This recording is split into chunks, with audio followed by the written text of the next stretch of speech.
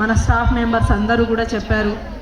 ప్రతి ఒక్కరి యొక్క మాటని, వాళ్ళ యొక్క ప్రతి ఒక్క వర్డ్లో, ప్రతి ఒక్క విషయంలో ఒక మెసేజ్ ఉంటుంది. వాటిని మీరు తూచా తప్పకుండా మీ యొక్క లైఫ్లో ఎక్కడో ఒక దగ్గర మీకు యూజ్ అవుతాయి.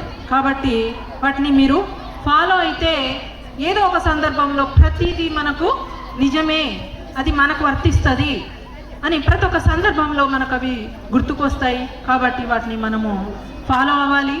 ముఖ్యంగా మీరు అమ్మాయిలు, మన కమిషనర్ గారు ఎట్లాంటి ఫెసిలిటీస్ కల్పిస్తున్నారో మన ఇంటర్మీడియట్ బోర్డుకి మన డిఐఓ సార్ కూడా చెప్పడం జరిగింది. కాలేజీ మైనర్ రిపేర్లకు కానీ ఫెసిలిటీస్, ఇటు స్కావెంజర్ కానివ్వండి, వాష్రూమ్స్కి కానివ్వండి, తర్వాత స్వీపర్లకు కానివ్వండి, రూమ్స్ కానీ, తర్వాత ఆవరణ మొత్తం కూడా శుభ్రంగా ఉండడానికి ప్రత్యేకంగా వాళ్ళు నిధుల్ని కూడా కేటాయించడం జరిగింది మన ఇంటర్మీడియట్ బోర్డు.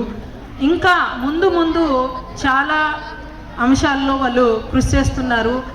ఇంకా ఇప్పటికే వాళ్ళు ఎటువంటి ఫీజులు లేకుండా ఫ్రీ బుక్స్ని మనకు అందజేస్తున్నారు. ముందు ముందు తర్వాత యూనిఫామ్లు, ఇంకా కొన్ని ఫెసిలిటీస్, వాళ్ళకు అడ్మిషన్తో పాటు బుక్స్, నోట్ బుక్స్, పెన్నులు అవన్నీ కూడా కిట్టుని ఇస్తారనే సార్ వాళ్ళు కూడా చెప్పడం జరిగింది మన కమిషనర్ సారు. అది కూడా అతి త్వరలో అడ్మిషన్స్ స్టార్ట్ అయ్యే టైంకి వాళ్ళు ఇస్తారని నేను భావిస్తున్నాను. అయితే ఇక్కడ మేడం కానివ్వండి, సివిక్స్ మేడం కానివ్వండి, తర్వాత కరుణాకర్ సార్ కానివ్వండి, ప్రతి ఒక్క లెక్చరరు మంచి మంచి అంశాలను మీకు చెప్పడం జరిగింది. మీరు మరి ఎంతవరకు గ్రహించారో అది మీకే వదిలేస్తున్నాము. ఎందుకంటే నేను అంతకుముందే చెప్పాను, ప్రతిదీ మనకు ఎక్కడో ఒక దగ్గర యూజ్ అవుతుంది.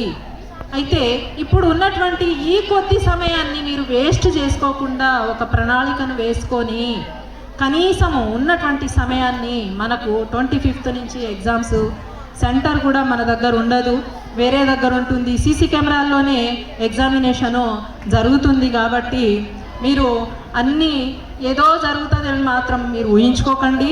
కాబట్టి కష్టపడి చదవాలి. మనం చదివిన దానికి ఫలితం అనేటువంటిది ఉంటుంది.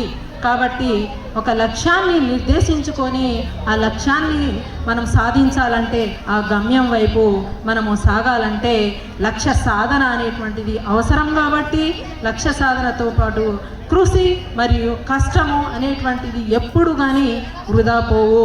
ఎప్పుడు మనము పాజిటివ్గానే ఉండాలి, నెగిటివ్గా ఎప్పుడూ ఆలోచించకూడదు. ఎందుకంటే నాకెక్కడ వస్తుంది, నేనేం చేస్తాను, నేను రాయలేను, చదవలేను, నేను ఇది కాలేను అని ఎప్పుడూ ఆలోచన మనకు రాకూడదు. పాజిటివ్గా థింక్ పాజిటివ్. నేను ఇది అవుతాను, నాకు ఇన్ని మార్కులు వస్తాయి, ఇన్ని మార్కులు నేను తెచ్చుకోవాలంటే ఆలోచన ఒకటే సరిపోతుందా? కష్టపడాలి. ఆ కష్టం అనేది స్వయంగా మనము కష్టపడినప్పుడే దాన్ని మనం సాధించగలుగుతాం. కాబట్టి ప్రతిదీ మీ దగ్గరే ఉంటుంది. ఏ చేయాలన్నా మీరే దాన్ని ఛాలెంజ్గా తీసుకొని పోటీతో మీ ఫ్రెండ్ కన్నా ఇంకా మంచి మార్కులు, బెటర్ మార్కులు నేను తెచ్చుకోవాలి అని మీలో ఉండాలి. చదువు విషయంలో పోటీ ఉండాలి.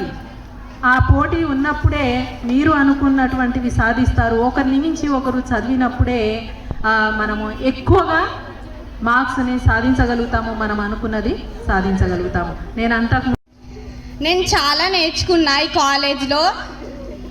లెక్చరర్స్ అందరూ చాలా చెప్పిళ్ళు, నాకు చాలా ఇన్స్పిరేషనల్గా అయిపోయారు. కొంచెం చాలా కేరింగ్గా ఉన్నారు. చాలా అంటే చాలా హ్యాపీగా ఫీల్ అవుతున్నా. తీసుకున్నందుకు చాలా లక్కీ. మేడమ్స్ అందరూ చాలా కోఆపరేట్ చేసిళ్ళు. లెక్చరర్స్ అందరూ కూడా చాలా చెప్పిర్రు. టీచింగ్ ఎప్పుడు వాళ్ళకి ఒక లెవెల్లో ఉన్నది. ప్రిన్సిపల్ మేడం కూడా ఈ కాలేజ్ని డెవలప్ చేశారు. చాలా ఎప్పుడు డెవలప్ చేస్తూనే ఉంటారు. బ్లెస్సింగ్స్ ఎప్పుడు మాకు ఉంటుంది. జైలు ఇంత ఫెసిలిటీస్ ఉండే, ఇంకా ఫెసిలిటీస్ ఉండాలని జూనియర్స్ కూడా చాలా ఇన్స్పైర్ కావాలని మేడమ్స్తో. అండ్ మీరు కూడా మంచిగా చదువుకొని ఒక లెవెల్లో ఉండాలని కోరుకుంటున్నారు. అండ్ లెక్చరర్స్ అందరినీ అండ్ ఫ్రెండ్స్ని మర్చిపోలేను నేను. ఎప్పుడు ఉంటారు వాళ్ళ టీచింగ్